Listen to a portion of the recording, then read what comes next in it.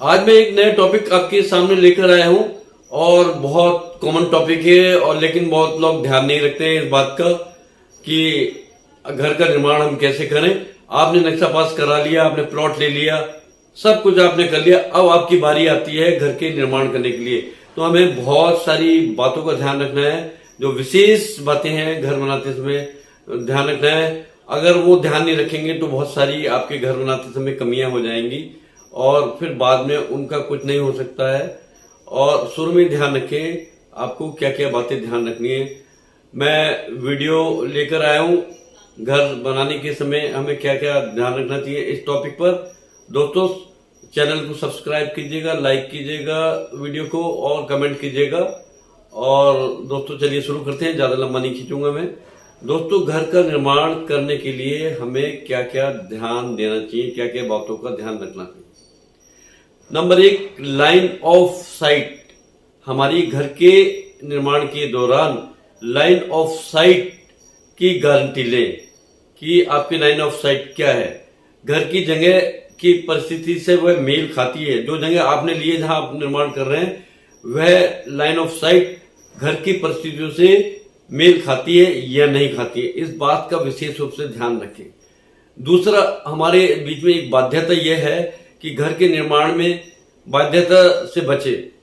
आपके क्या क्या निर्माण करते समय बाध्यता आएंगी, क्या क्या परेशानी आएंगी, उन बातों का विशेष रूप से ध्यान रखें कि आपके बीच में मतलब निर्माण करते समय क्या क्या बाध्यता आ सकती हैं घर की, ताकि घर की जगह प्रभावित ना हो। बाध्यता का मतलब है जब आप अपने घर का निर्माण कर रहे हैं तो उसमें रूम और बाथरूम, किचन कहाँ कहाँ आप कैसे होगा उसका वास्तु से है ना आप परीक्षण करा लीजिए और उसी के अकॉर्डिंग आप जब नक्शा पास कराते समय वहां पर स्थापित कीजिएगा। जब नक्शा पास हो जाएगा तो वहां जैसे वास्तु ने बताया था, वास्तुकार ने, तो उसी हिसाब से आप ये रखिएगा तो ताकि आपकी कोई बाध्यता ना आए। बहुत सारी बाध्यता आ जाती हैं, जैसे आप बिजली की फिटिंग करते हैं, पॉइंट्स आपको कहाँ कहाँ डालने हैं वो आपको नहीं पता होता है, पानी की लाइनों का नहीं पता होता है। तो सारी बाध्यता जो है एक को खत्म करें, शुरू में ही खत्म करें। मकान बन जाने के बाद आप कुछ नहीं कर पाएंगे। तीसरा जो विशेष ध्यान रखना है आपको, पानी की लाइन का, पानी की सप्लाई कैसे होगी। जब आप घर निर्माण करेंगे उसके लिए पानी की बहुत जरूरत पड़ेगी, तो पानी के लिए आप कोई टंकी वगैरह पानी, ताकि काफी पर्याप्त मात्रा में पानी मिल जाए मेटेरियल वगैरह घोलने के लिए और चीजों के लिए, तराई करने के लिए, वो पानी की टंकी नजदीक में स्थापित कर लें, वह आपके बहुत काम आएगी। और उसके बाद विद्युत सप्लाई है। बिजली आप कैसे लेंगे, कहाँ लेंगे। एक बिजली का कनेक्शन घर का निर्माण बनाने से पहले आपको पावर कॉर्पोरेशन से लेना होगा, बिजली का कनेक्शन भी ले लें और नजदीक में आपका ट्रांसफार्मर कहाँ है उसको ध्यान रखें।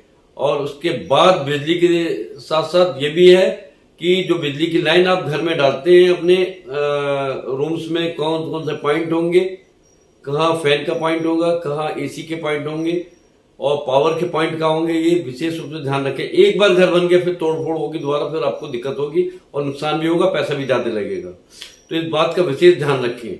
उसके बाद आपका सुरक्षा का भी है। जब आप घर बना रहे हैं तो आपको विशेष रूप से सुरक्षा रखनी पड़ेगी। आपके मटेरियल की सुरक्षा होगी कि आपने क्या क्या मटेरियल लिया है, क्या करना है आपको, ये सारी सुरक्षा आपको करनी होगी। और आपको सेफ्टी भी करनी होगी अपने, उनकी जो लेबर है काम कर रहे हैं उनकी भी सेफ्टी का ध्यान रखना होगा कि मान लीजिए कितने फ्लोर पे काम कर रहे हैं, पूरी सेफ्टी उनकी होनी चाहिए। आपको बता देना चाहिए ठेकेदार को कि पूरा सेफ्टी का ध्यान रखें।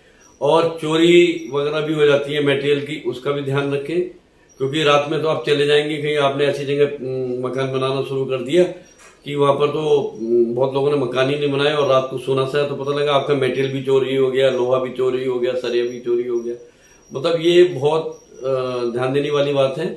इसलिए सुरक्षा यानी कि चोरी से लेकर शारीरिक सुरक्षा तक का विशेष रूप से ध्यान रखना है। अगर आप सुपरविजन भी कर रहे हैं, खुद भी कर रहे हैं, तो आपको अगर छत पे भी जाना है तो बड़ा देख के जाना है, कहीं पैर स्लिप ना कर जाए, क्योंकि जब जीना वगैरह बनता है तो खुला जीना होता है उसके अंदर, तो आप शौक शौक में देखने चले आते हैं, देखें क्या किया, तो काफी बातों का ध्यान आपको देना होगा। और एक सबसे ज्यादा कॉमन कंप्लेंट आती है सबके मकानों में, जो कंप्लेंट आती है नमी की आती है।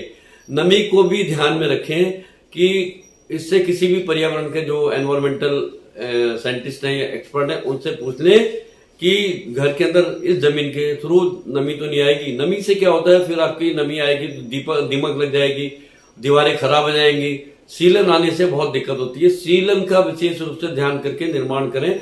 जो भी मटेरियल आपको सीलन के लिए लगाना है पहले से ही चॉइस कर लें, एक्सपर्ट से पता कर लें।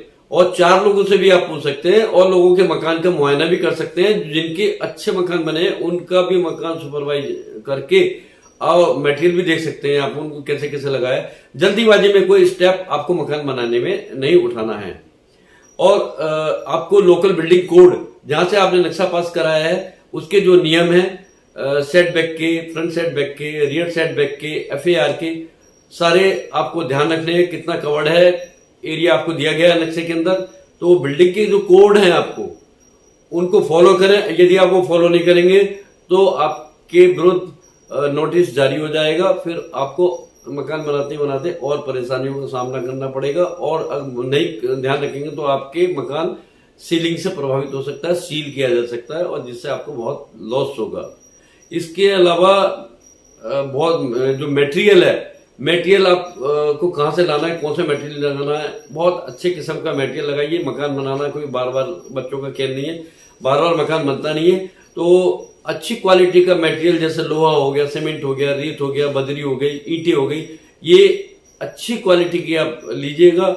और विशेष ध्यान रखें कि अगर क्वालिटी अच्छी होगी तो आपका मकान की जो लाइफ होगी बहुत लंबी होगी, बहुत अच्छी होगी और मजबूती होगी, और आपको अच्छा भी लगेगा।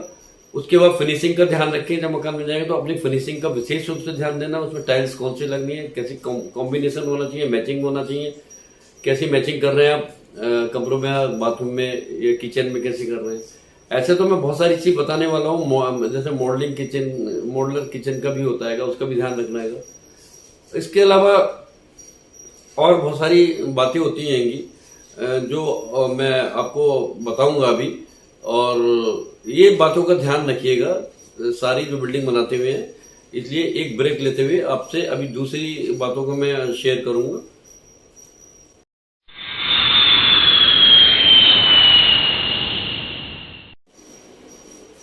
दोस्तों, एक छोटे ब्रेक के बाद आगे मैं बात जारी रखता हूं।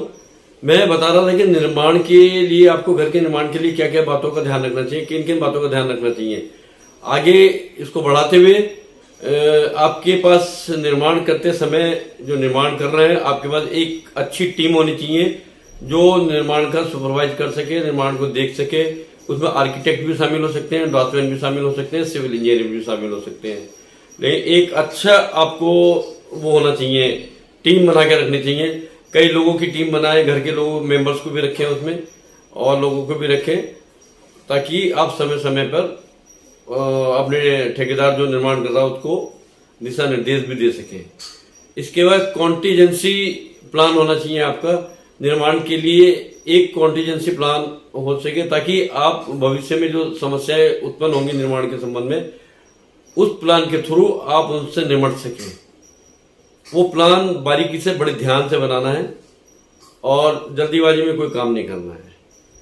तो आपको लगातार घर की समीक्षा करते रहना है, घर के निर्माण जो हो रहा है उसको देखभाल करता रहना है। आपको घर के निर्माण की को रिव्यू करना है, मतलब 10 दिन, 5 दिन, 6 दिन बाद क्या क्या हुआ, क्या मटेरियल लगा, कैसे लगा, और बाद में सारी बातों का ध्यान रखना है। और एक जो सबसे आधार वाली बात है इस वीडियो की, जो मैं अंत में बताने जा रहा हूं, बहुत इंपॉर्टेंट कड़ी है इस निर्माण की। ठेकेदार जो आपका निर्माण कर रहा है, ठेकेदार वो एक तो ईमानदार और अच्छा होना चाहिए, बेईमान नहीं होना चाहिए, और योग्य ठेकेदार को आप पकड़े जो बहुत काबिल हो। पैसे की कोई दिक्कत नहीं, जो आपने ठेका दिया है उसके अकॉर्डिंग काम करें, क्योंकि ठेकेदार लोग जो है बीच में निर्माण रोक देते हैं और बाद में बहुत धोखा देते हैं। मालिक को बहुत, जो मकान बना रहा है उसको बहुत धोखा देते हैं, मालिक परेशान हो जाता है, फिर लिटिगेशन, वाद विवाद हो जाता है। इस ठेकेदार के जो निर्माण करते हैं विवाद के बारे में मैं एक आपको सत्य घटना के बारे में बताऊंगा। किसका निर्माण हुआ था और कैसे कैसे लड़ाई झगड़े हुए थे वहां पर, ये मैं बाद में बताऊंगा। और इन बातों को ध्यान में रखिएगा। और अंत में वीडियो को खत्म करने से पहले ये कहना चाहूंगा कि अगर आप बरसात से पहले मकान बना लेते हैं तो आपके लिए बहुत बेनिफिट है, क्योंकि जब मकान बन जाता है तो उसको तराई के लिए बहुत जरूरत पड़ती है, पानी का छिड़काव चाहिए उसमें। तो बारिश में ऑटोमेटिक है ना पूरे जो सीमेंट और आपने ईंटें लगाई वो सब तराई हो जाती है और वो बहुत मजबूत हो जाता है। इससे ज्यादा कुछ ना कहते हुए मैं अपनी वाणी को विराम देता हूँ।